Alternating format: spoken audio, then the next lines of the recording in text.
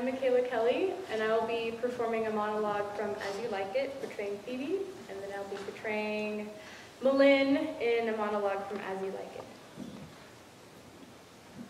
Think not that I love him, even though I ask for him. 'Tis but a peevish boy, and yet he speaks well. But what do I care for words? And yet words do well when he speaks them. Pleases those that hear, but sure, he is proud, and yet his pride becomes him. He will make a proper man. The best thing in him is his complexion. As fast as his tongue did make offense, his eye did heal it up. He is not very tall, and yet, for his years, he is tall. His legs are but so-so, and yet as well. There was a pretty redness in his lip, a little more and lusty red than mixed in his cheek. 'Twas just the difference betwixt the constant red and the damasked. There are some women, Silvius, that marked him in parcels as I did, that would go near to fall in love with him. But my part, I love him nor hate him not, and yet I have more cause to hate him than love. For what had he to do to chide me?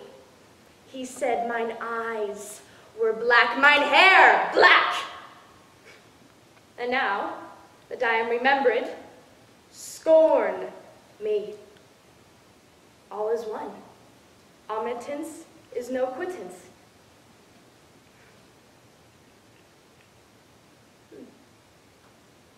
I will write him a very taunting letter, and thou shalt bear it, wilt thou, Silvius? Well, I wasn't in the mood to play bridge. No, I couldn't leave my Shelby. Both the boys were very difficult births. I almost died when Jonathan was born. Very difficult births. But Shelby was a breeze. I could have taken her home. I had her. I thought about this as I sat next to her in the coma. I would pump her legs to keep the circulation going. I told the ICU nurse we were doing our Jane Fonda. I kept on pushing, like I always did when Shelby was concerned, hoping she'd sit up and argue with me. That's when we realized that there was no hope. That moment I panicked. I didn't know if I'd survive the next few moments as they turned off the machines. Drum couldn't take it. He left. Jackson couldn't take it. And he left.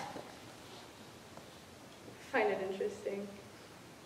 It's like men are supposed to be made of steel or something. I stayed there, holding Shelby's hand. As the sounds got softer and the beats got further apart,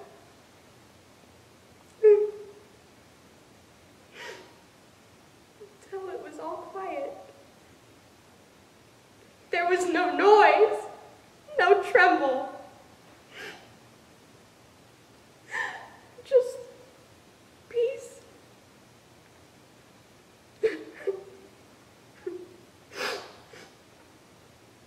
At that moment, I realized how lucky I was as a woman. I was there when this beautiful person came into my life, and I was there when she drifted out.